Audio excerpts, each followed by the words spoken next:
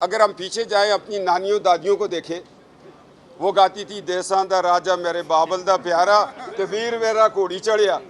उनके गाने आपको याद नहीं है तो मरियम का गाना आपको याद आ गया। और लीडर होता है, लीडर गाने गाता भी है, तराने पढ़ता भी है, गाने गलवाता भी है और तिगनी की नाच भी नचवाता है।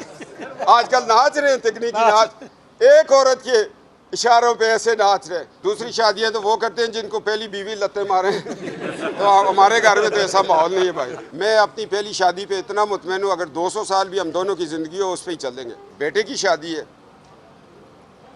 और खुशी का मौका है, गाना भी गाऊंगा और टूटा फूटा नाच जो फौज ने सिखाया वो भी करूंगा। मैंने जिस गाने की प्रैक्टिस की हुई है 4 साल से, वोट को इज्जत दो, वोट को इज्जत दो, वो यही गाना बेटे की शादी में भी चलेगा।